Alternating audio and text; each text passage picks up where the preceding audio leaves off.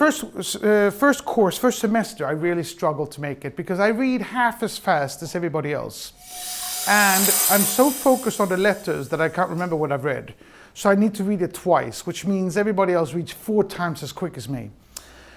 I had to struggle like a crazy to make it. I did, but barely, and I figured this is not gonna work. I can't do 3 more years of this in this way. And in the first course of the second semester, we had this group work. We had a problem with the group because, of course, I hadn't been able to read everything, so I didn't really understand, and we were quarreling within the group. And we go up to the teacher. The teacher goes up to the wall and he takes a pen and paper and he scribbles an X and he does that and he does that and bam! I don't have to think in letters and words. I can think in pictures. And from that day, I had straight A's on almost everything for 3.5 years. And I did a semester extra at Lynn University in Florida. I did 2 MBA courses at Harvard University, international business and doing business with Pacific Rim countries. Turned out I wasn't an idiot at all, as they had said. I was dyslexic, and which is just something that some people are. But it was really, really interesting for me because I really had until that thought that I was an idiot. And maybe I'm exaggerating a bit because I know, of course, I wasn't an idiot, but I really felt that I was not as smart as the average Tom, Dick, and Harry. And after my university, I still had I almost had a feeling of I'm actually cheating because I'm not remembering all this in words, and I got a picture of a model in my head which explained things for me, but I'm not going to tell anybody I'm cheating. And then I finished in 1992. And in 1991, we'd had a financial crisis. It was called a fastighetsbubbla, real estate bubble. I didn't know what I know today, that there are no real estate bubbles, there are no IT bubbles, there are no anything else bubbles. It's always financial bubbles within different types of sectors. It's greedy banksters who beat the shit out of hardworking entrepreneurs and people in general. But we've had one, and Sweden had gone from 1% unemployment to 10% unemployment. So there were absolutely no jobs for newly educated MBAs, and specifically not for somebody who was almost 30 years old and never had a real job. So I started a company. I went to Russia, and I had this idea. So Sweden was almost a communist country in the 70s and the 80s. Strongly socialist, and people loved Russia. They almost knew the words to the national hymn, and the big bastards was, Ronald Reagan and bar for the capitalists. And I remember the first time I came to America, I bought myself a, what do you call this, a vest that you can shoot people in, and like a police vest and a helmet. And I wondered if I would survive getting in from Newark to Manhattan.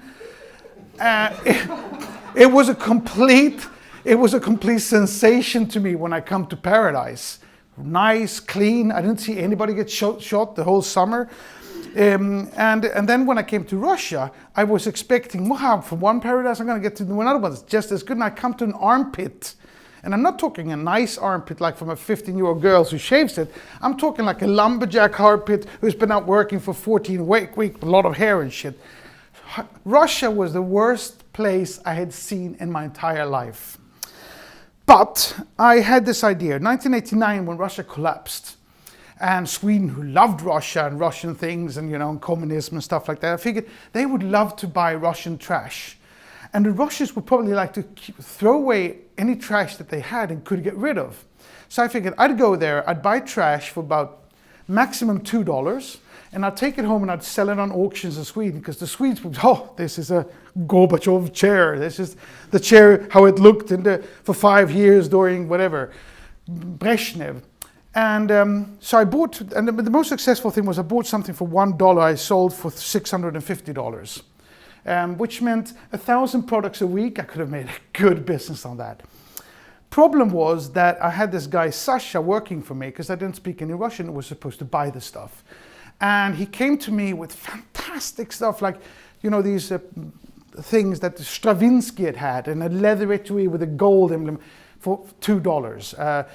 Beautiful microscopes and stars for $1, $2. And I said, I need 1,000 products. I want trash. I want an ashtray, a broken chair. I want anything you can buy, but 1,000 products a week. And he said, I don't understand. You got to come with me and show me.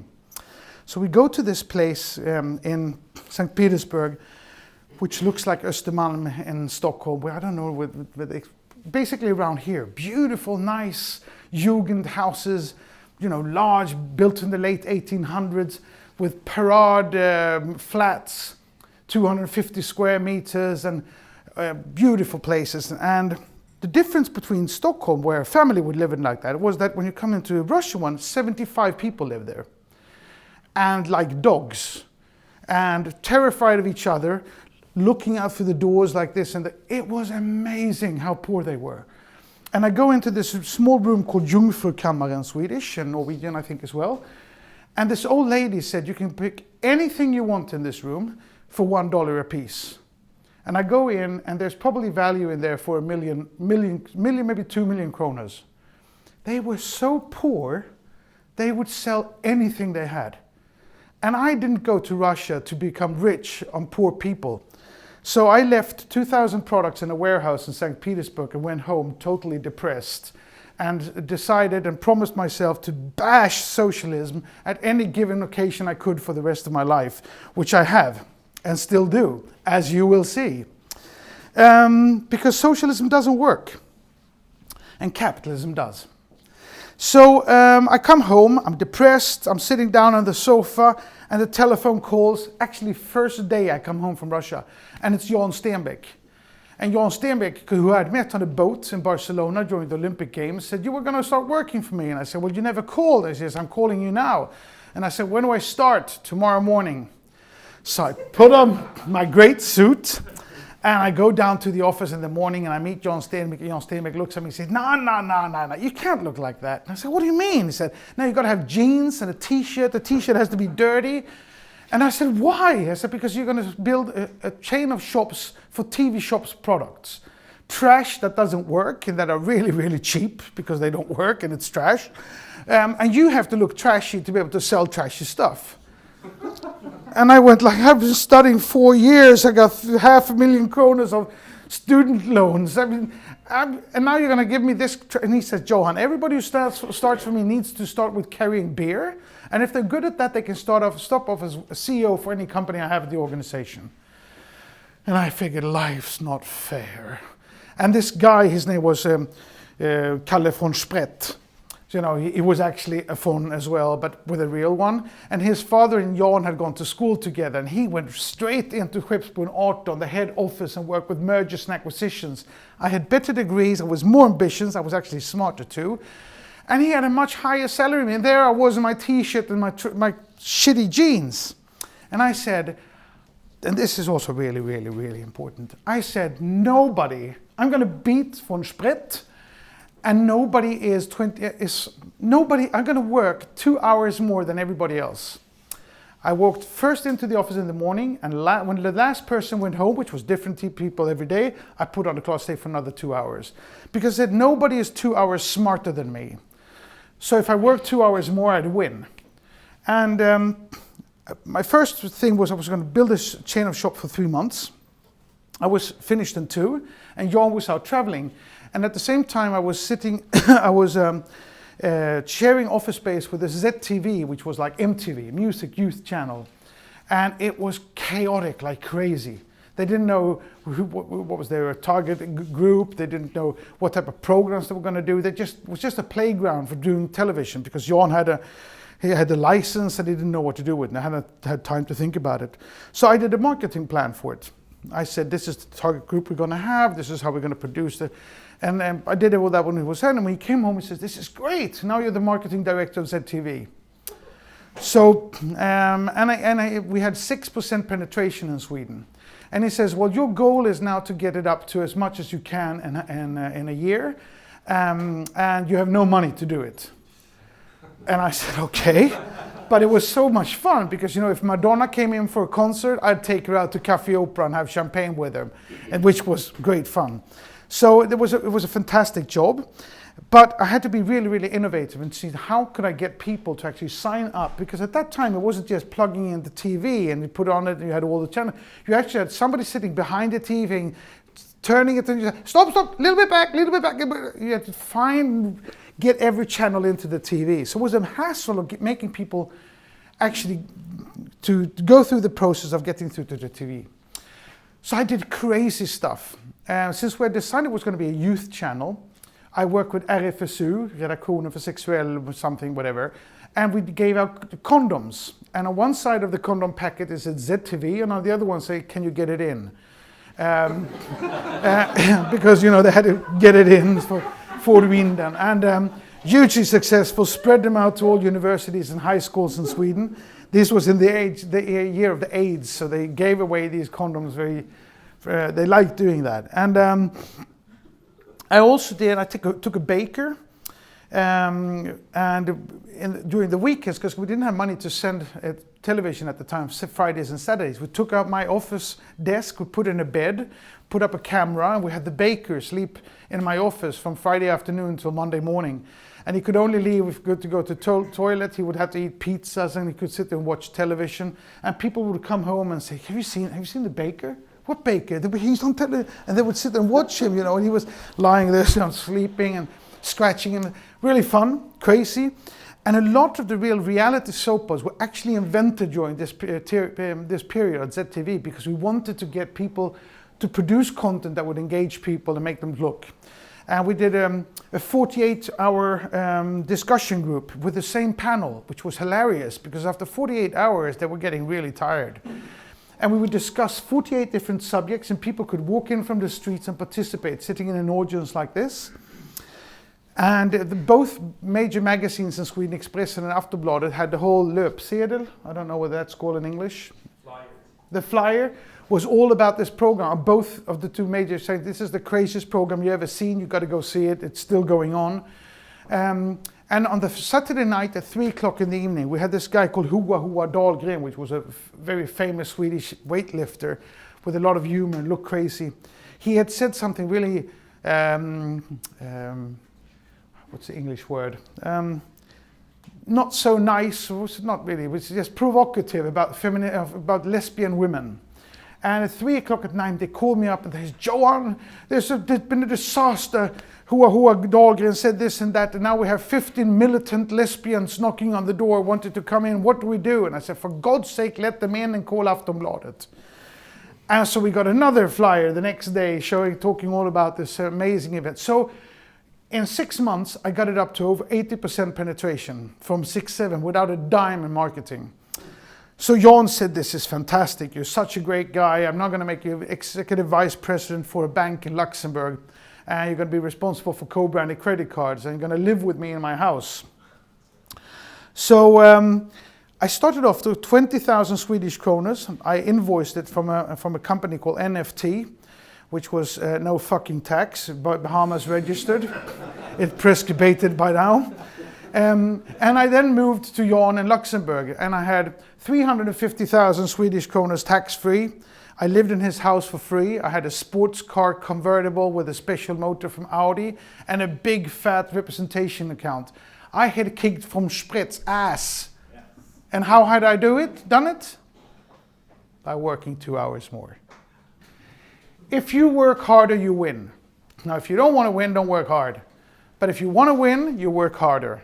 It's as easy as that. To be honest, many times we're not talking 2 hours. We're maybe talking like 9 or 10 or at least 5 and 7. I put that up as lesson number 2.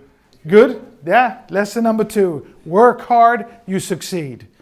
Nobody is 2 hours smarter than you, regardless of everything. So I had kicked ass. I felt really successful, really rich. I forgot one company in between there. Before the bank, he calls me up when I was at ZTV and he said, I want you to start a teletext production company. No, actually, he calls up and said, Johan, you're doing a great job. You're going to leave ZTV. You're going to become CEO for your first company. And I go, yeah, 9 months after university, CEO for my first company. I said, what am I going to do? He said, teletext. I go, do you know what teletext is? Yeah, the older group does. Yeah, I forgot it. Yeah, it's so unsexy you can't even imagine. And he says, well, the problem is, Johan, that TV4 in Sweden, which I own 25% of, has installed teletext and they're making a shitload of money on it. And I own 100% of TV3 that doesn't have a teletext. I need you to put a teletext on it that is better than TV4. So I want you to go around Europe for 1 month and find out everything there is and then come home and build the best teletext in the world. And I said, well, you know, and this is lesson number 3 then.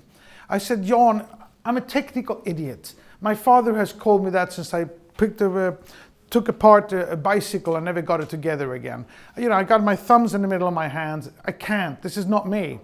And he says, Johan, any idiot can learn anything there is in 3 months. You're not an idiot, I'll give you 1. But that was an astonishing experience for me. Because for the first time in my life, I was brought up thinking that the smartest people are the doctors and the civil engineers, and you know, mathematics is really important and blah, blah, blah, blah, blah. And suddenly he says, after studying 4 years at university, any idiot can learn anything in 3 years. 3 months. I am 100% convinced that he is right about that. Because if you think about how much you actually need to know to be perceived as somebody who knows anything about anything, in 3 months you can easily do it. And that's enough. Because all you have to do is to make the other people think that you actually know what you're talking about. Because it's all bullshit. It's all about hard work and commitment and passion and energy and the rest is some, you know, I'll get back to the smart people, but for the time being, that was a big aha. So I traveled around Europe for 1 month. Literally, 1 month sitting in hotel rooms, zapping text TV on hundreds of television channels. And I go back to Jan, I say, Jan, I got good news and bad news. Well, give me the bad news first. Bad news is TV4 has got the best teletext in the world. And there is no way that we, with the satellite television channel, which TV3 was broadcasting from London, can make a teletext that's better than the one that they have here. And he said, that's really crap. So tell me the good news. And I said, well, instead of stealing from the large world to teeny weeny itsy witsy Sweden, let's steal from teeny weeny itsy Sweden and spread it out to this large world. And he said, you really think you can do that? I said, give me 1 month. So, long story short, I do the first contract with Telecinco in Madrid, which was then the second largest television channel in Spain. Made it quickly the largest teletext production company in Spain because of the teletext. In 6 months, I started teletext production in Norway, Denmark, Sweden, Holland, England, Italy, Germany, and Spain. Built the largest teletext production company in the world and made 5 million euro profits a year for 10 years, although I was only there for the first year myself. And there was something really interesting there in that process, because of what I learned there was that Sweden had fantastic engineers, really, really good on technology, but fucking no ambition. No interest of going abroad, of internationalizing, of spreading this. They were so fat and happy with making teeny weeny bits of money for TV4. Actually, they probably made quite a couple of million Swedish kroners, but you know, not at all what they could have done if they would have gone international. And so Johan then calls me up, gives me this job in Luxembourg. I become what I thought was really rich and really successful. So Johan and I had been out drinking whiskey a night. We're standing in our underpants in the kitchen, 4 o'clock in the morning. And I say to Johan, I say, Johan, how much money do you need to be rich? You know, I wanted him to tap me on my shoulder and say, Johan, you're rich as hell, you know, because I felt so. And he said, wow, 50 million? That was such a shock to me. I almost fell to the floor. I said, 50 million? Yeah, $50 million. I thought he was talking Swedish kroners. I said, $50 million? What the hell do you want that for? He said, oh, you know, you need an apartment in New York, one in Paris, summer house in Saint-Tropez, something in the Alps for skiing, maybe a farm or 2, cars, jewelry on your wife, paintings on the wall, your kids in the right school. It goes fast. I was kind of, you know, like, So in Sweden there's a saying, when you talk to the peasants, you have to talk like a peasant. So, you know, I said to Jan, but Jan, fuck, I want to become rich. How can I ever get $50 million? Then he taps me on my shoulder. He says, Johan, stay with me for 10 years. I'll give you $50 million. That was a great time to resign, wasn't it? So 2 weeks after, I didn't have the balls to do it right then. I had to think about it first. But 2 weeks after I resigned, because I figured, it's not like he's a charity guy. He's not going to give me $10 million or $50 million because he likes me. It means I'm going to bring in $250 million to Kinnevik at least. And if he thinks I'm so good that I can bring in $250 million, I don't need to work for anyone. So I resigned. And I was going to start a company called Speed Ventures, who would benefit from my experience from the teletext company, finding really good Swedish or Scandinavian technology and spreading it out of Europe. So I called my best friend up, Eric Wikström, and I said, Eric, I'm going to start a company that helps companies in Sweden internationalize. And he said, I'm just going to jump off Kinnevik and start a company doing web pages for companies. If you internationalize my company, I'll make you equal partner. And that was a company called IconMedialab. And I said to myself, I needed to make more than $50 million in 5 years. I didn't need $50 million. I'd never had that as an ambition in my life before. But because John had said I could get it from him in 10, I needed to do it for myself in 5. It was just a competition against the promise that John had given me. So I went out in our first press release and I said, we were 4 people, we had no money, we had no customers, we had nothing. And I said, we're going to become the largest internet consultancy company in the world, and I'm going to make more than $50 million in 5 years, just to put some pressure on myself. And of course, people laughed at me. And 5 years later, we had 3,500 employees, 32 offices in 21 countries, and was the largest internet consultancy in the world. On the way, in 1998, I also started the first sharing economy company in the world called LetsBuyIt.com. LetsBuyIt.com, sorry? What did you call it? LetsBuyIt.com. LetsBuyIt was a consumer aggregator. So if all of us wanted to buy a Volvo, we'd go in and we'd buy 32 Volvos, we'd get a much better price. And it was for 2 years the largest e-commerce site in Europe. Put it public on, so IconMedialab was public on Swedish stock exchange and on NASDAQ in the States. At that time, that was completely separated stock exchanges. So I actually rang the bell at NASDAQ live on CNN. Company who had a market value of $2 billion. LetsBuyIt.com was started in 1998. We put it public in 1999 with 1,000 employees in 10 countries. Had a market cap of $1 billion. And I started a company in 1998 called Speed Ventures with some friends that made the largest private placement in Europe in 1999, 200 million euros. Was valued at over €1 billion. And I had kicked ass on von Sprettenstein by working a bit harder. And I had my personal value at the end of 1999 was about 6 billion Swedish kronor. So I actually kicked ass on the 50 million that Jan Stenbeck had offered me as well. There's not that many people who's made 6 billion Swedish kronor in 5 years, but there's fucking nobody who's lost it in 6 months. So when the internet bubble burst, I kind of, it just poof, and it was all gone. So easy come, easy go, but a lot of fun and a lot of work and a lot of experience during that time. And during that time, I was really, really engaged in bashing socialism in Sweden. It needed to be bashed, and I bashed it really hard.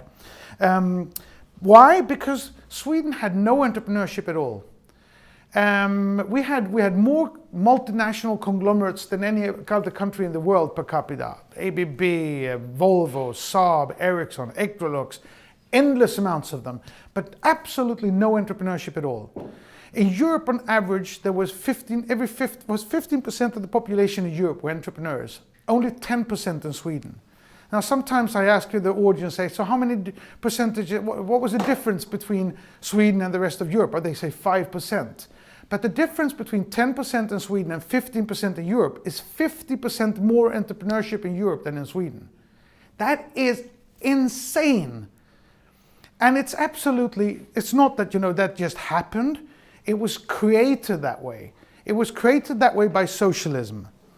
And because no entrepreneurs, or very few entrepreneurs, are socialists. And socialists want all people in the society to be socialists. So they had made this deal with the Wallenbergs and the others who owned most of the conglomerates because the Wallenbergs didn't want any competition from entrepreneurs. They wanted everybody to work in blue suits and walk to the office and press buttons and pull and then go home and lie on the sofa and watch Tips Extra and then vote red. Everybody was happy. It's just that we weren't happy. We had the highest suicide rate in the entire world for a decade. We weren't happy. Now it's lesson number, what are we, 5? Up to 3 now. So here's a question that is so obvious, you're all going to accept and agree with me, and when I ask you, nobody's going to know. What is the most beautiful thing, the most fantastic thing in the world? Freedom. A child's smile. Close. You're closer than you're close because it's like freedom. Capitalism. No. But you're closer. What is it you feel for your child? Love. Yes! It's always a girl. Love 3 times. Oh, I didn't hear it. You have to shout. Love is, you're right. It's always a woman who says. Sometimes, yeah. So, love is the most fantastic thing. Everybody agree? No, but somebody, yeah, good. I do agree. But it's not always up here, is it? No. Once more. Love isn't always up here. It's not always peak fantastic. Kids run out in front of cars. It's hard work. Absolutely, but that's doesn't take away the beauty of it when it's good. Kids run out in front of cars. People get cancer and die too early. My wife can run away with a golf instructor. At these situations, life can be horrible. But what happens is that it's so good when it's here that if she runs away with a golf instructor, give me half an hour, I'll down at Highways looking for a new one. So, because we strive for this, and it's a human right, isn't it? Everybody should experience love. Does anybody not agree with that? I agree. Good.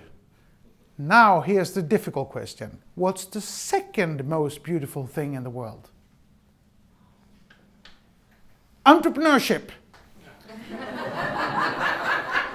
Because if you love your children, your wife, your son, your daughter, your neighbors, immigrants, your friends, if you love everybody, you need also to love yourself. And when you have an idea, when Greta has an idea, Greta wakes up in the morning, she goes, Bosse, I got this idea, I want to start a company. And Bosse goes, oh my God, Greta, you got this beautiful job as a cashier at the bank, and we're saving all the money to go to Lanzarote this weekend. No, don't get that out of your head.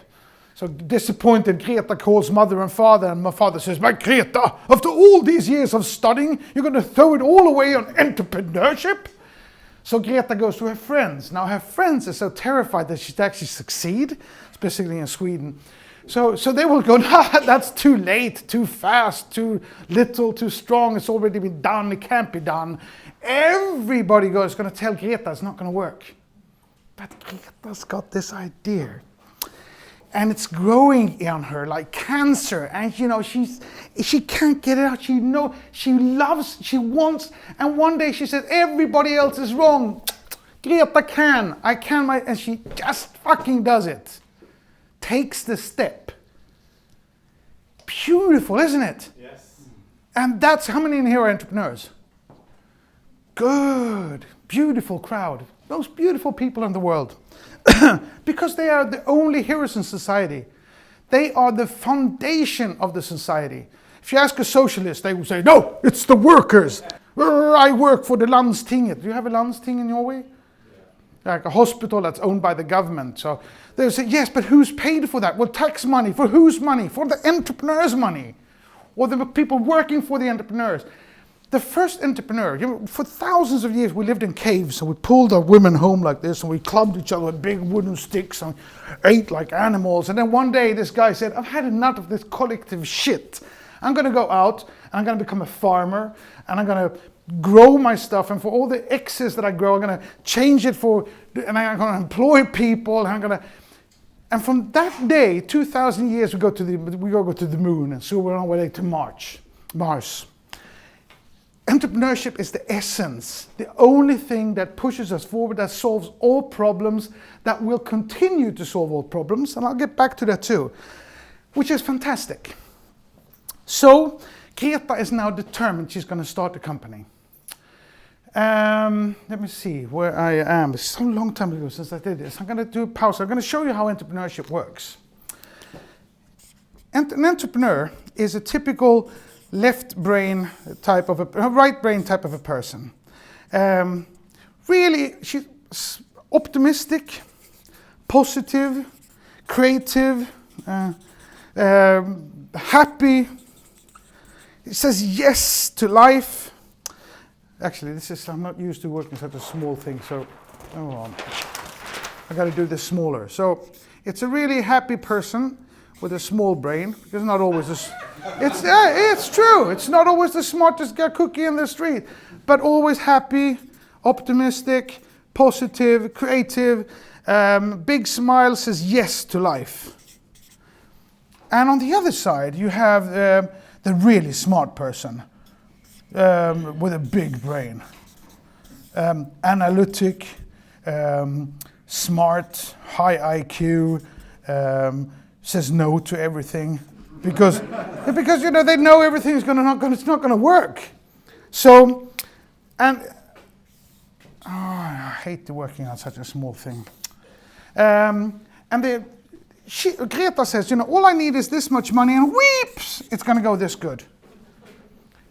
I've seen 4,000 business plans presented to me. They always look like this.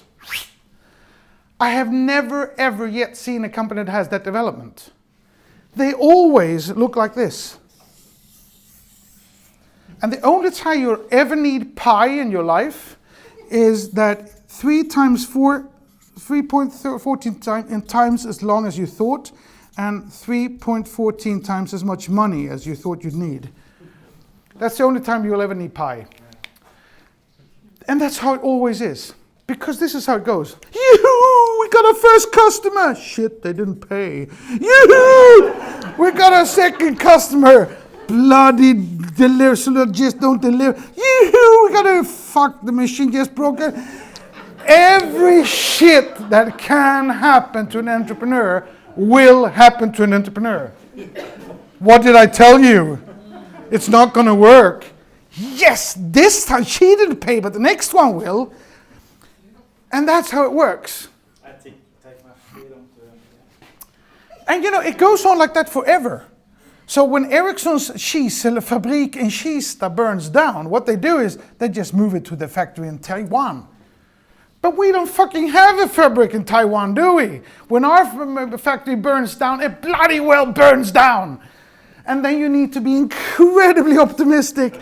And again, well, I'll build a new one. It's not going to happen again now, is it? How likely is that? Problem is, how does this guy get the money in the first? Ingvar Kamprad does. Ingvar Kamprad, you know who Ingvar Kamprad is? Yeah. He gives the money here.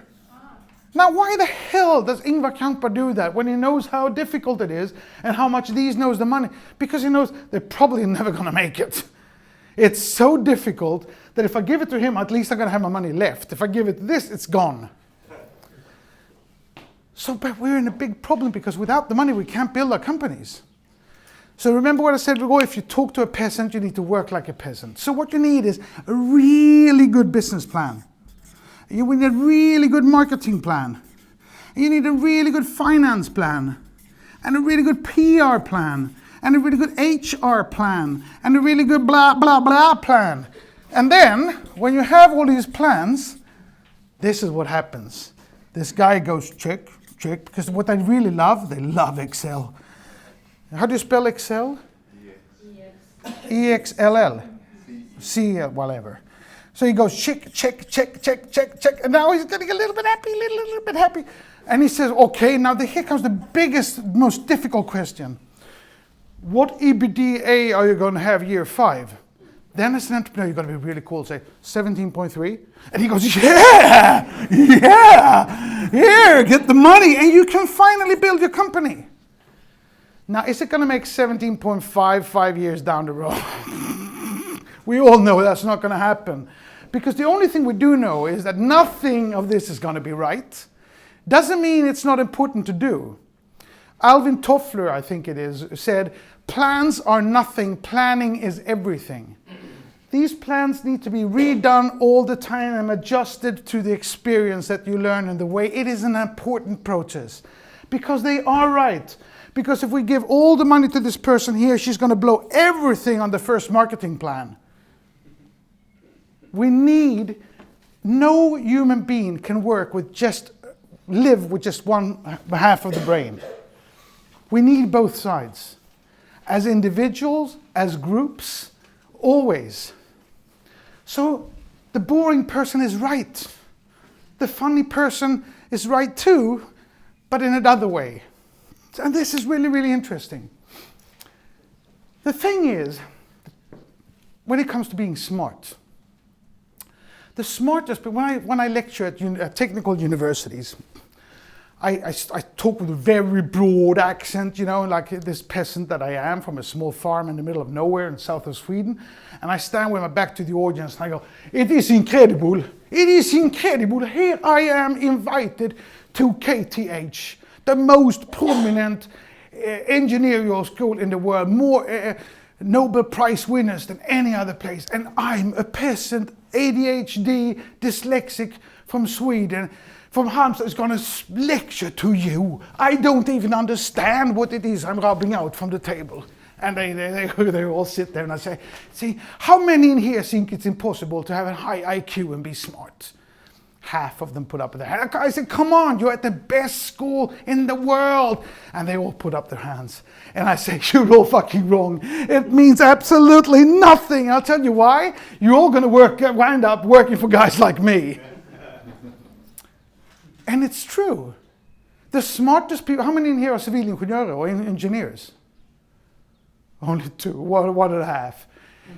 Most of these guys, they are much, much smarter than me and the rest of you guys. And they have known it since they were this small, because they came home at the age of 6 from their first math test and said, I had all right on my test. And mom went, ooh, and they called grandma, and grandma said, oh, yeah, when I see you, I'm going to give you a hug. And their whole lives has been like that. Me, I came home and go to bed, no food. That's not funny. That's horrible, but true.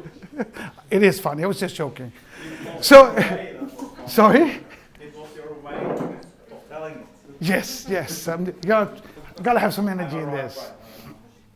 So the thing is, all their life, and they come to KTH and say, welcome to KTH, the most prominent engineering school in the world, and you are so smart, and you're going to have the best. And then they study there like crazy. They have no fun, because they're not very fun, because they like math all the time. I mean, how many here go, let's have a really good Friday afternoon and do some math together? It doesn't work that way.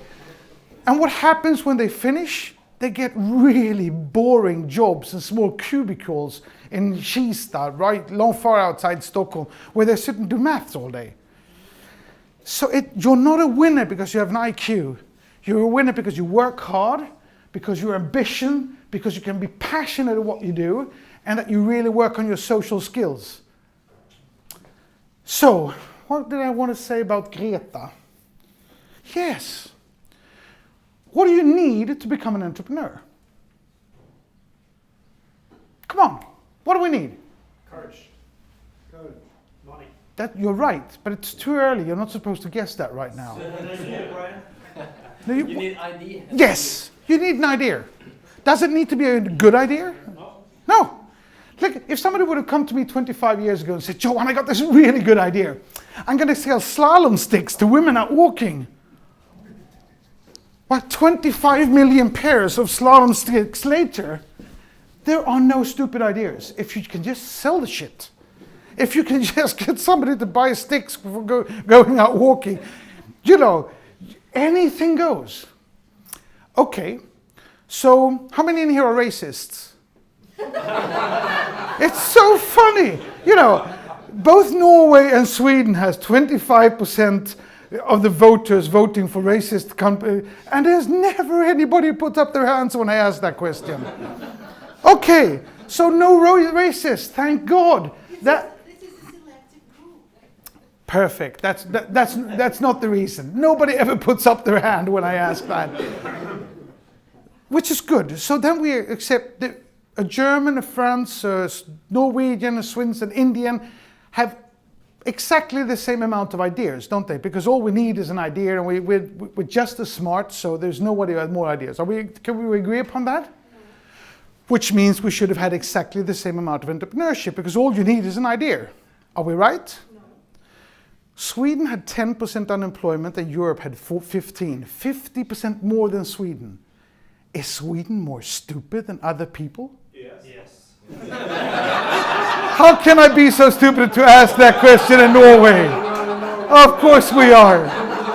Of course we are. All right, so let me answer that question. No, we're not. These Reises. Yes. No, he was joking. Okay, so in that case, something else is missing.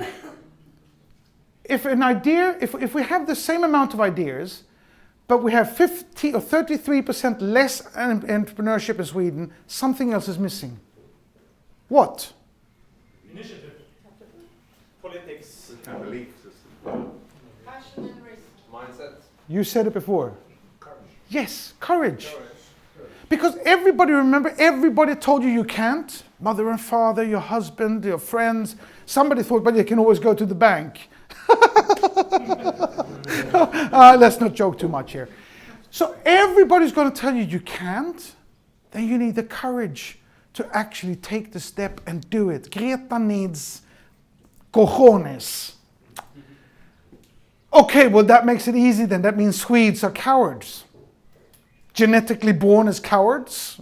No. No, exactly. Well done. Thank you, Norway. We wouldn't have been rowing around the world together with Norwegian Vikings if we were cowards. So what's happened with our guts? Maybe it's the culture. It's been stolen by us by socialism. By the fucking välfärdssystem, which I don't know. What is välfärdssystem in English? Welfare system. By the taking care of, don't believe in yourself, just work and be obedient and do what you're told. And they stole our courage. The Jantelov is part of it. That's a socialistic PR theme. They stole it from us and deprived of us the second most beautiful thing in life. The ability and the experience to take personal responsibility for your own financial needs.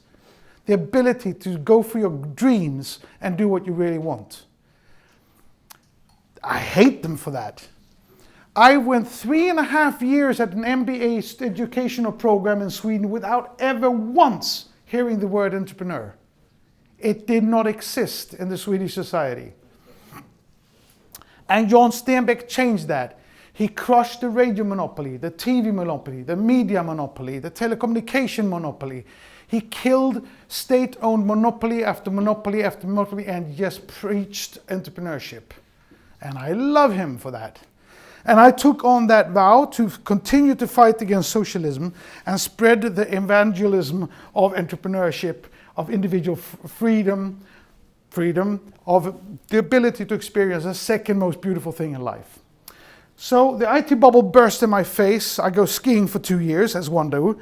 And then I went back to Sweden, and Sweden had gone, because the end of the 90s was fantastic in Sweden. With companies like IconMedialab, my own company, Speed Ventures, Spray, which was another successful internet company, Framtidsfabriken, with a number of success, people started dreaming again. You remember Altitude? Altitude, of course. I worked there. Oh, Altitude was, it went from zilch to $1 billion in 2 years. I had options. Congratulations. No, because you didn't get out. Yes, I had 300,000 Swedish crowns. So Yeah. it was a fun ride. I have a friend, but that's another story. But so these success cases started changing the mentality of the Swedes. Then when the internet bubble burst, the socialistic government went out and said, what did we tell you? Entrepreneurship is just crap. You're just going to lose your money. It's all going to be horrible. Go back to your big jobs in ABB and the mines. And they put this wet dog dog blanket over entrepreneurship and killed it again. And I came back in 2004 and I looked at the society and I said, for God's sake, it was not an IT bubble. It was a financial bubble within the IT sector. Look at what's happening in Silicon Valley. Look at what's happening in Norway. You bounced back twice as fast as Sweden did. But because you didn't have the politicians saying that, entrepreneurship was bad, look at how it went. So I started an incubator again called IQUBE. And first I'm gonna do a little bit, I'm gonna show you what I did when I started IconMedialab. So we started IconMedialab in the spring of 1996. And at the same time, America had 3% of the population were on the net. Sweden had 5%, so we were slightly more. But it was non-existent. And the Swedish communication minister said that internet is just a fly. It's just, it's going to come and go. And I said, no, I think the internet's actually going to go from 3% to 95%. It's going to go from .com to .mom. And .mom was when my mother was on the net. I said, my mother is not a big consumer, but when she's on the net, she's going to be the last one in. And when everybody is there, including my mom, it's going to be a highly strategic product for every company in the entire world. And I said, okay, so if the goal is to get my mother on it, what needs to happen then? And I said, well, at the time, all we had was communication. And I said, information. And I said, well, we'll be able to get answers as well, so it will be communication. And then I said, well, once we've added communication, we'll add transaction. And then I said, once we've added transaction, we will probably do integration. We'll integrate into the existing business plans and business systems and processes in order to be able to create more interactive deals, like going into your bank and actually paying your bills. And I call this, and I said, so the next stage there will be participation. Participation. And participation, sorry, it was so long since I did this. Integration would be, we would actually participate,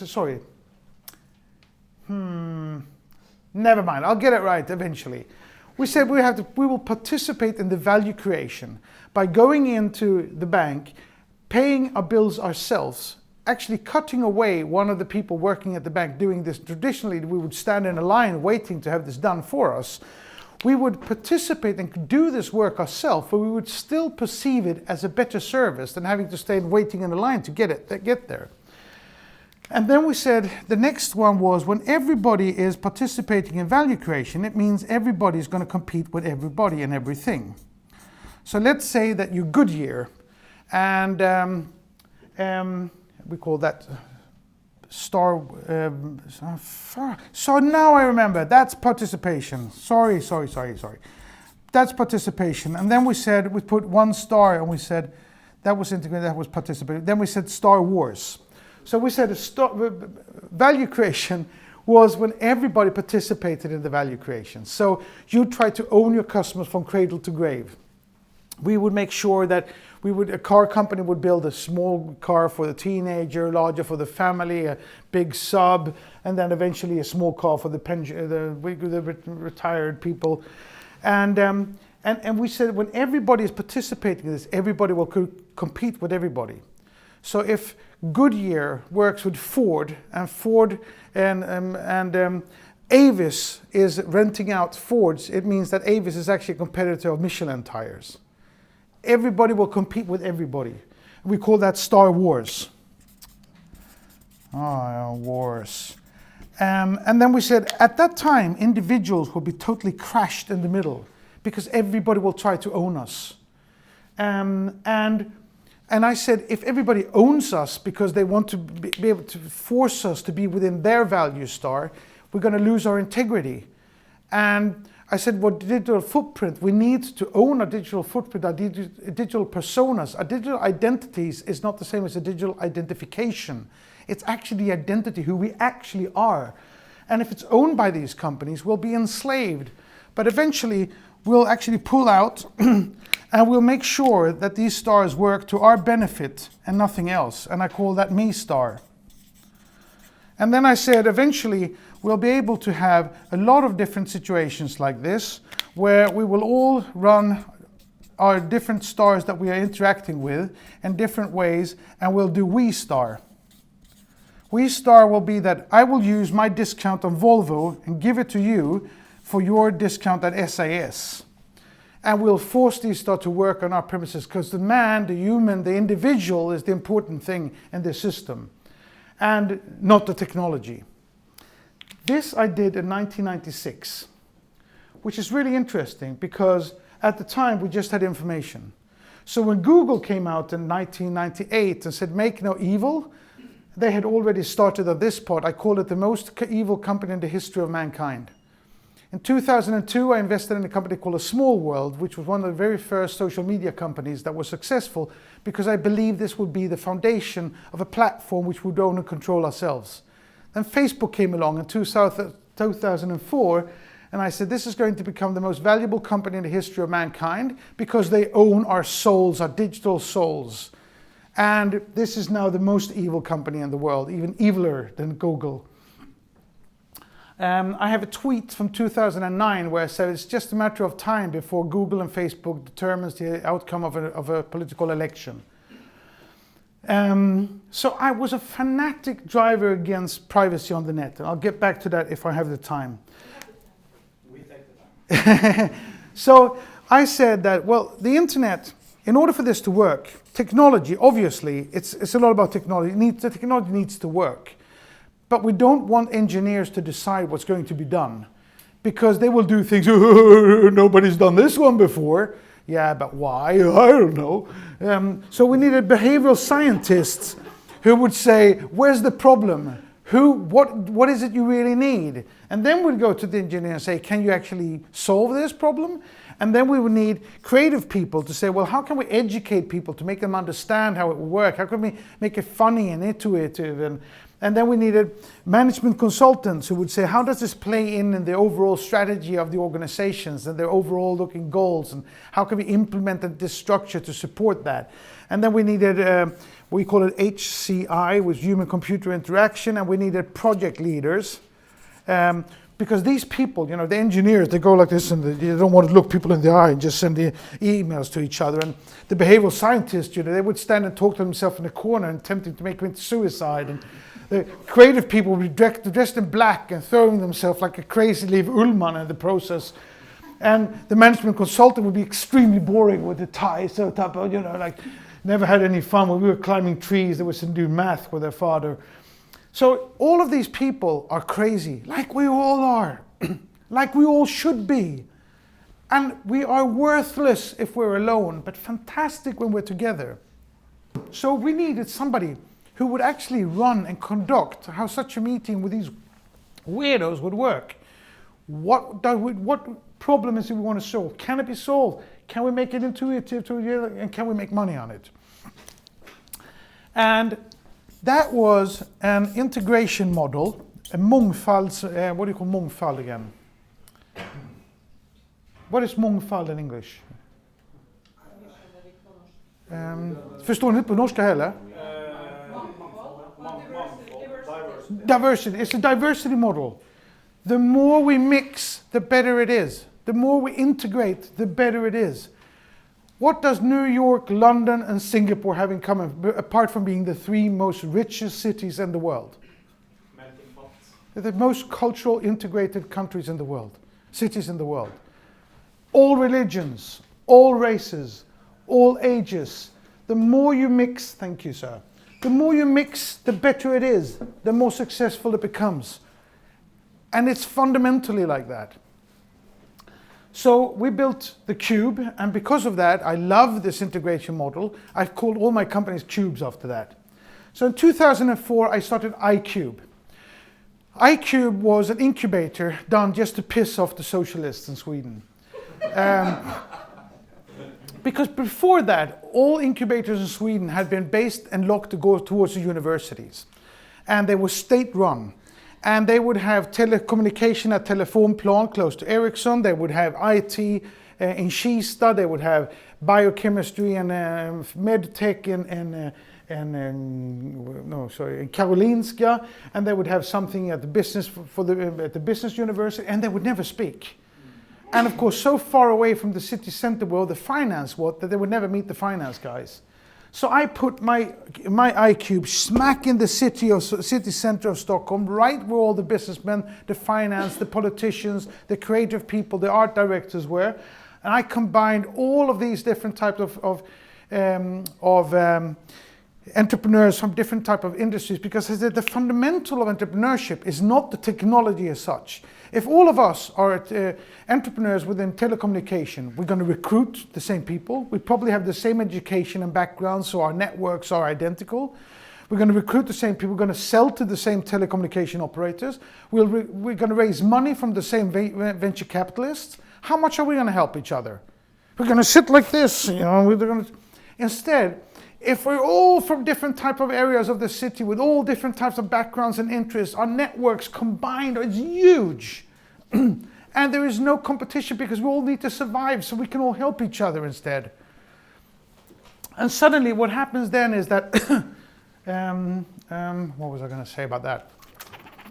Yeah, I'll drink some while I think.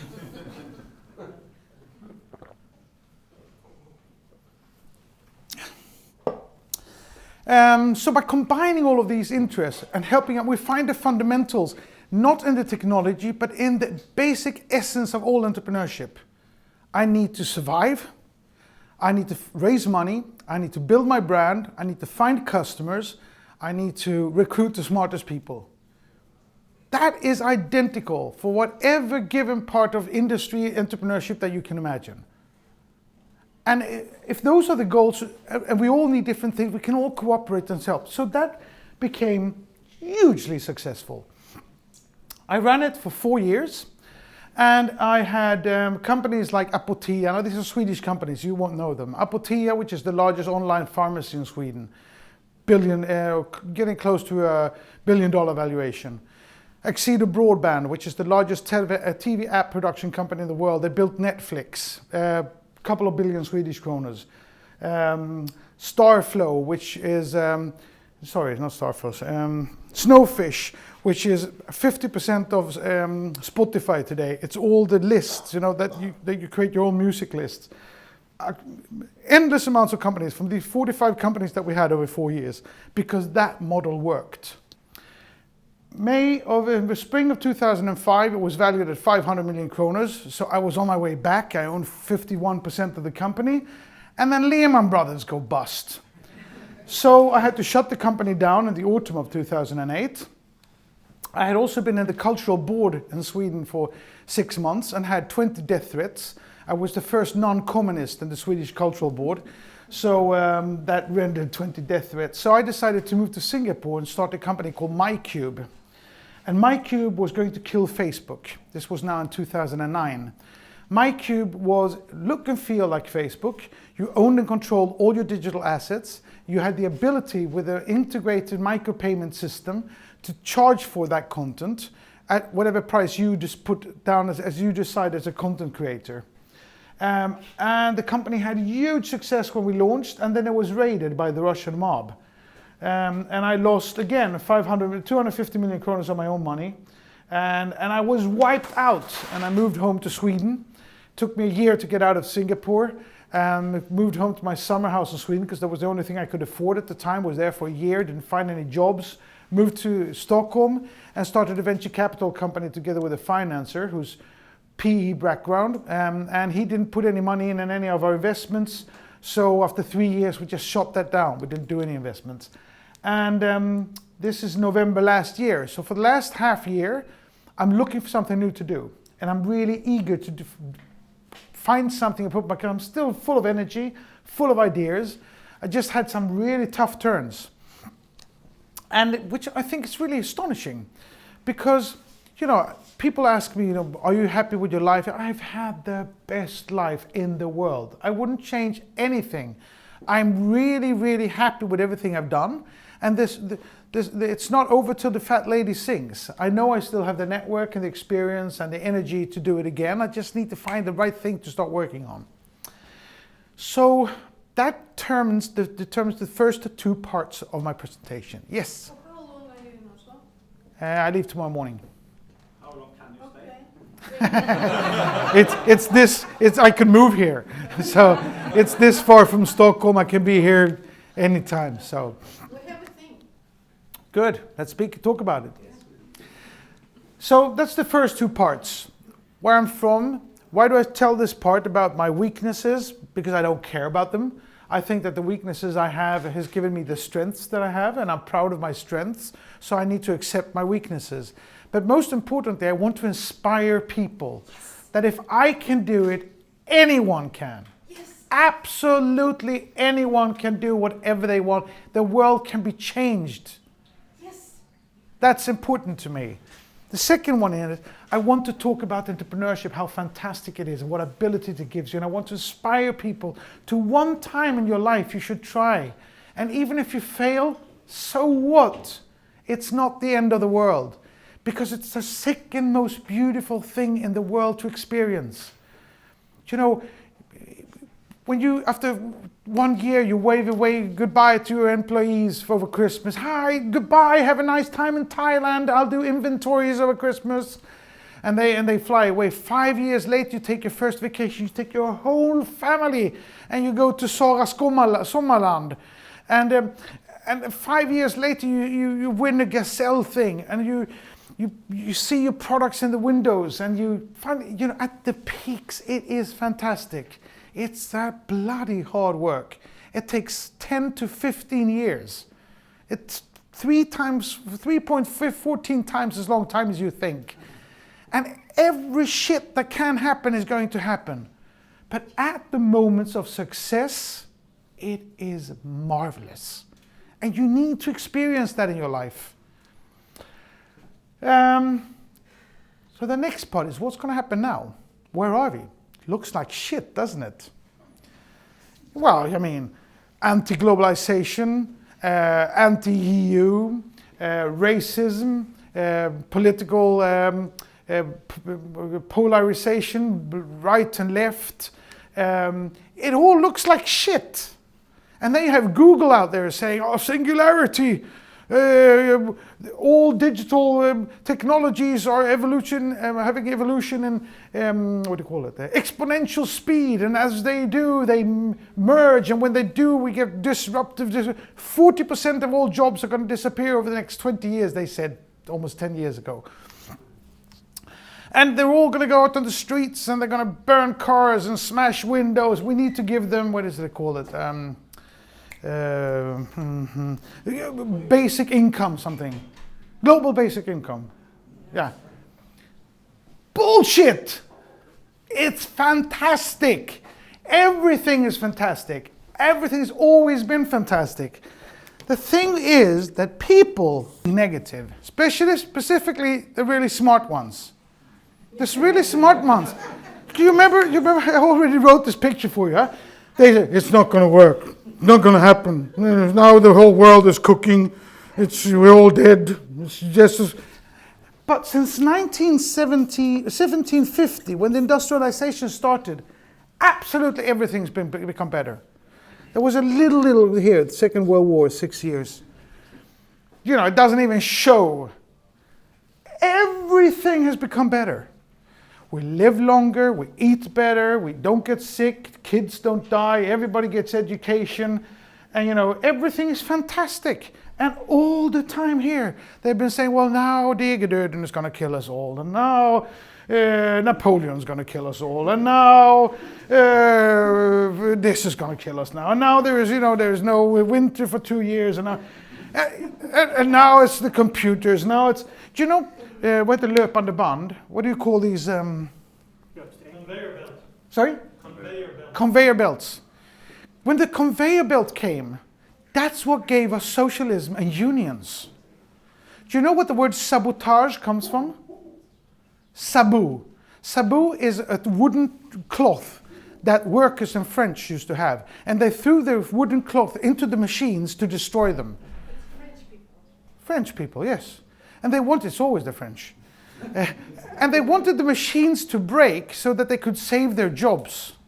And then they started unions and socialism because they said, now with industrialization, we're all going to lose our jobs. It's all going to be horrible. And then we had, what was the next? PC, now it's we're all going to die. And then was internet, and now it's singularity. But you know what? Statistically, I am right, and they are wrong. Human beings have an amazing ability to become creative and surprise people, and surprise ourselves, and to solve problems. Every problem the human beings ever had has been solved.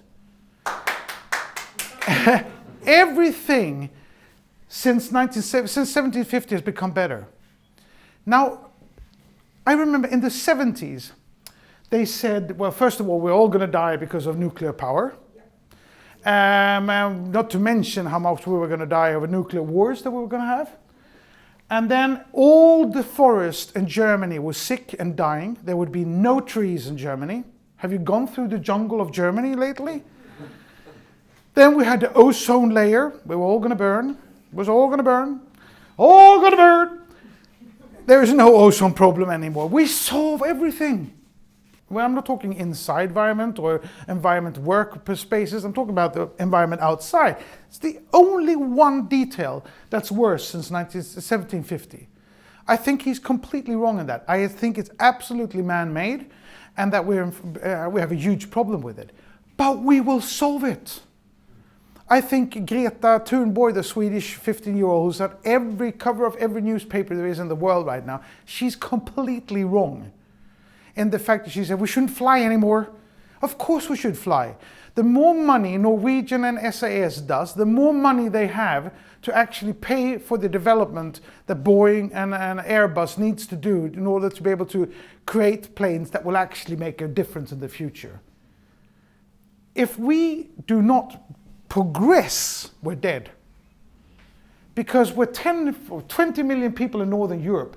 It's a piss in the bucket compared to 1.3 billion Chinese, 1.3 billion Indians, 1.3 billions rest of the Asia, and then another billion in Africa, and almost a billion in South America. And they are not going to stop flying or doing anything else to prevent themselves from increasing their life, to improve their life. It's not going to happen. The only way that we can save the world is by pushing down the pedal to the metal and have people, ingenious people, save us. And it will happen. Sorry? Save. It will happen. I don't have a shred of a doubt. There's actually less desert today than there was yesterday, because they are now so fast putting green grass on the desert. In China, they have developed a technique to grow grass in salt water. So they are now being able to get more water out of, more food for people than we have ever been able to do before.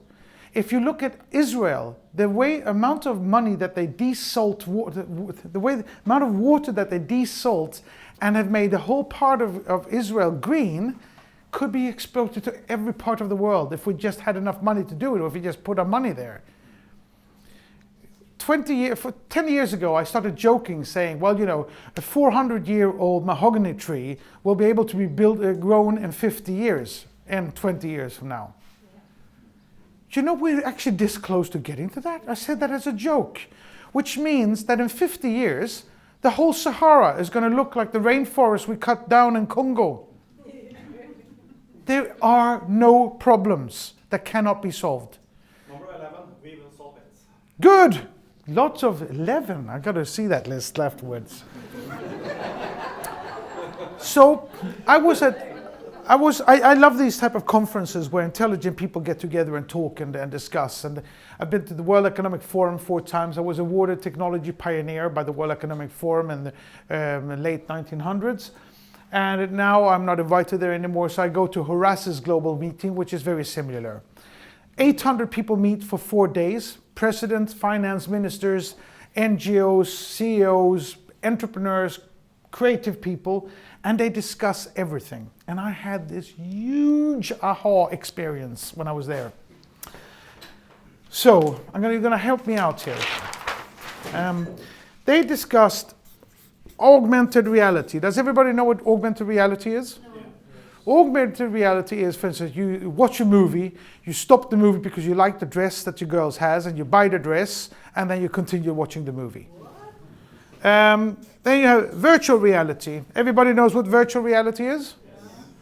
And then you have IoT. Everybody knows what IoT is? No. Internet of Things. You can actually check what you have in your refrigerator over your telephone. Then you have AI, artificial intelligence. Everybody knows what it is. And machine learning. Everybody understands that. Then we have open source. We have SaaS. We have what else? We have G5, 5G. Sorry, my dyslexia. 5G. We have cloud. Any other major technical parts? Blockchain, of course. Blockchain and crypto. Anything else? Good. Sorry? So it's mixed realities when you mention AR. Yeah, but this is good that you can come up with it, because this is exactly what happened. So 800 people discuss politics first. All fields of politics all looks like shit. Then they start talking about technology, and they say all of this technology, they all tried everything of this. They all know enough of it to discuss it. Average age is probably 60. So I'm just below that 60 years age medium of the group. And they discuss all of this. And they say all of these technologies are having exponential development. And as they do, they actually merge. And when they merge, they have disruptive structures that happen. And that's what will create singularity problems. That's why 40% of all jobs are going to disappear. The biggest threat they see right now is that in 7-8 years, give or take, it's going to be prohibited to work as a transporter in the States. Because people driving lorries, school buses, or whatever else, they fall asleep, they take a whiskey, they watch their SMS, and they have accidents, and they can only work for 8 hours a day. 7-8 years from now, it's all going to be automatically driven transport vehicles that goes 24 hours a day and never falls asleep and never drives on a kid. That's the largest group of employers in America. 6 million people are going to lose their jobs in one day. And this is just one area of industry. Right now, the whole retail industry is actually experiencing a Kodak moment. And which is going to be much, much worse than what the retailers and the analytics at the banks understand today. Are there any bankers in here? 1, 2, 3. So analysts and bankers don't understand how bad the retail death is going to be. It's going to be brutal. Yeah, but even worse. So a lot of things are going to happen here, and they're not all going to be good. I said before that everything has become better, absolutely, without any doubt, but not for everybody. And that's important to understand. If you lose your job as a truck driver, you might never get a new job, which means the world probably just became this bad. But it's better for everybody, because we're not going to be run over by somebody who's been driving and stuff like that. So, and this is important. So, one technology is missing here. 3D printing. Sorry? 3D printing. No, I can put 3D printing here as well, but no, 3D printing is not the one. Automatization is just everywhere. Cyborg implantations. You could put that in here. It's machine learning. AGI, A and I, general intelligence and neural intelligence. That wasn't discussed, but it's not the one I'm looking for. This is you don't need to guess anymore. I'm going to tell you. Video gaming. Amazingly important. How can they miss that? I'll tell you why. Because they've never tried it. Yeah. And why haven't they tried it? Because they can't. How many in here plays CSGO, PUBG, World of Warcraft, LOL, or any of these games? Very busy people. I play games. The ones, yeah, but you're younger. But the games that I told you about now, you play FIFA online on. Other stuff, but I play games. Okay, which is very, very good. Why can't older people test these games? Because it takes 100 hours to just learn how to move, pick up things, reload your weapon, shoot somebody in the face, run around the corner, they're shooting at me there. It takes 100 hours of practice just to be able to try. Why is that important? Because they don't understand, one, how incredibly difficult it is. Two, how amazingly fun it is. Three, how incredibly addictive it is. Four, how pacifying it can become. Socialism. Sorry? Socialism. Pacifying. No, but you know, we don't want 6 million truck drivers on the streets in yellow vests, burning cars and sort of throwing down.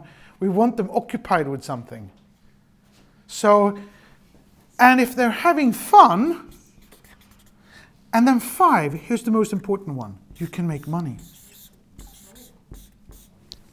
Big money, but in a way nobody's really understood yet. So, what do we know about blockchain and Bitcoin? How much dollars are there in Bitcoins today? Billions? How many billions? $256 billion. $256 billion. That is 50% of the Norwegian GDP. Actually more. Built up and it took Norwegians, 6-7 million Norwegians, 2,000 years to build. It's taken the blockchain 10 years. And 95-99% of Norwegian GDP is in real estate, forest, and has nothing to. It is $256 billion liquid. It is insane amount of money. Who's got this money? Do you believe in Bitcoin? I can get back to that. Just curious. You can't kill $256 billion. It's not a matter of believing. It's just a matter of accepting the fact it's there and it's never going to go away. Never going to go away. I can guarantee you it's going to become much more than $256 billion, but then it might die. But because if somebody moves it over to something else, if there's some other development. But I am as sure about cryptocurrencies as I was about the internet in 1994. Let's say that no Norwegians or Swedes need it. We have had a 20% deflation over the last 2 years because of socialism. But Norwegian krona is strong like hell, you don't need it. But what about the guys in Zimbabwe? Or the people in Argentina or Venezuela? They need bitcoins and they will have it. Or India or China. Do you know China, they haven't changed any laws in China for 30 years. Do you know why? What they do is they just don't enforce the laws. Now the interesting thing with that is that every Chinese, absolutely 100% of every Chinese has broken the law. Which means that the Chinese government can go any day up to any Chinese and put them away. How many in here knows the name of the Chinese president? 1, 2. Cheat. So 3, 4 people. Of the biggest country in the world. How many here can name the name of one Chinese athlete, movie star, pop singer, businessman? I have one back there who is incredibly smart. But 99% of the population in the world has no clue. Which means that, we know Jack Ma of Alibaba, we know the other Ma of Tencent, But that's basically all other businessmen. They just suddenly disappear. A lot of them just disappear. And nobody understands, nobody knows. We don't read about it because nobody knows about China. Do they need bitcoins? Sorry? Absolutely. But back to the $256 billion. Who's got this money? Where are they? Who's got $256 billion? Well, ultra-libertarians. People who have Ayn Rand as God and Atlas Shrugged as the Bible.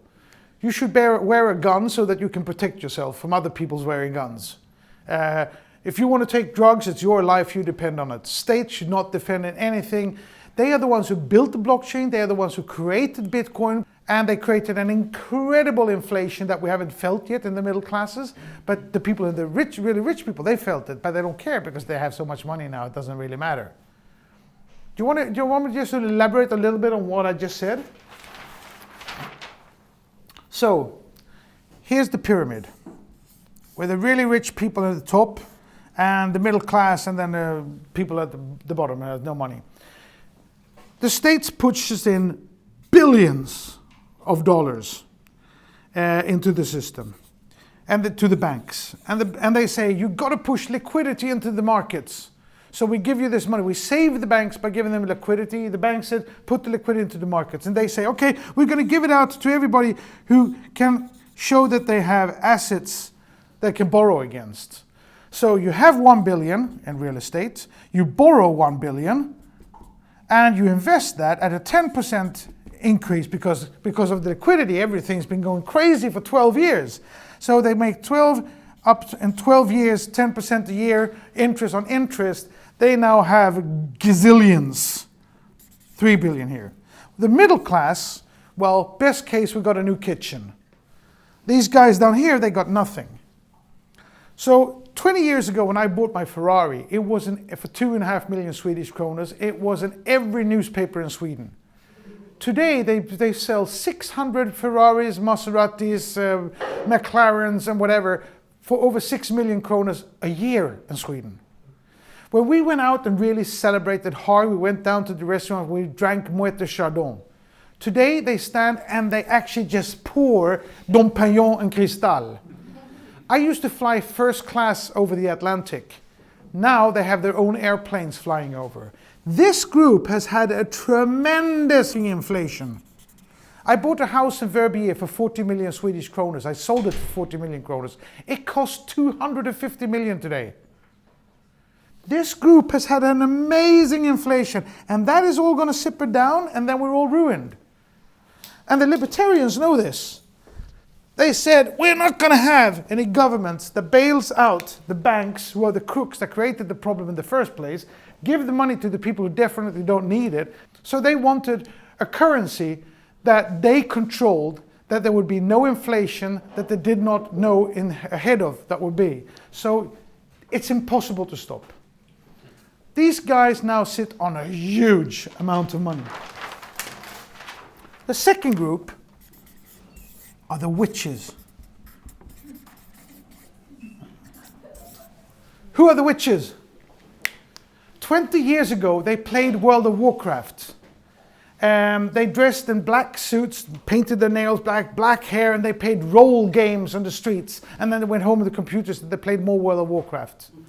And they bought a digital knife for $100 that they 2 weeks later sold for $500 million, for $500. They were the first ones to understand that you can make real money on digital value creation. And that is huge. Because when the group of people that talk about, they talk slightly about gamification. You know, we need to have gamification, but they don't fundamentally understand what it means because they don't really play these games. But when you do, when you integrate all this, when you integrate video gaming in all of these, you'll find tens of thousands of jobs creating billions of value, real value in the real system. Because what's happened also between people, with individuals, is that we have before and after 2000. We are digital immigrants. and they are digital natives. And I can tell you, what do you call them? Psychologists in my age say that human beings cannot do simultaneous work. We can't do different things at the same time. But I've also been told since I was a kid that we only use 4% of our brain capacity. The rest of our brain is not really functioning. We don't really need it. Of course, we need it where it is, but we don't really use it. I can promise you that my kids can do simultaneous. They really can do several different things simultaneously. I am 100% sure that the kids of this generation, their brains have mutated. Indigo children. Sorry? They have a name, Indigo children. Indigo children. They have more than 4% capacity of their brains. And they experience their digital lives as true as we experience ours. Because I have, in the last 2 years, I've spent maybe 300 hours learning to play PUBG. PUBG is Players Unknown Battlegrounds. I'm worthless. Because playing video games, you become improved until you're 21. You can keep it until you're 24. After 24, you get worse and worse and worse. At the age of 56, it's impossible. But I have been committed to, I'm going to learn enough to be able to play with my kids. They're 18 and 20. So you can play 4 people together against other 4 groups of people, which means we always take in a 4th person. Could be a Chinese, Ukrainian, a Polish, French. And when they interact with them, I've come to the understanding that their digital experience of life is absolutely as real to them as our meeting is here. We say that you've got to go out and play, you've got to meet people, that's always going to... No. My grandmother told my mother, you can't sit with the radio all day, bloody rock and roll. My mother said to me, Johan, you can't sit by the television all day, and I hate this boonka boonka boonka boonka. And I scream to my kids, you can't sit by your computer. It's evolution. And the evolution that these guys have gone through is the world has always become better because the younger generations are always better. We know that we're better than our parents. We treat them as kids at the end because we know we're so much better. It's difficult for us, though, to accept the fact that our kids are better than us. But they are. And the future is saved through them.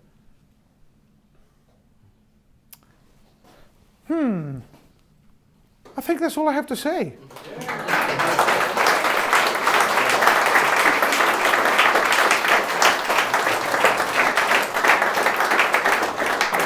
Don't forget to Twitter, LinkedIn, and whatever else if you like this. And if you can take selfies, I'll stay here and talk to you. You can take pictures with me. And if you want to follow me, I'm always Johan Stael in one word. I'll put it up here. On Instagram and whatever else, Snapchat.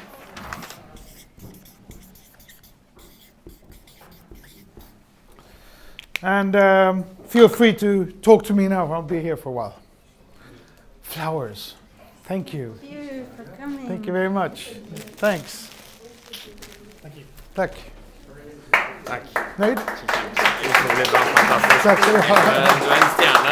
Du är en stjärna. Tack. Thank you. So thank you very much to Johan Stael von Holstein.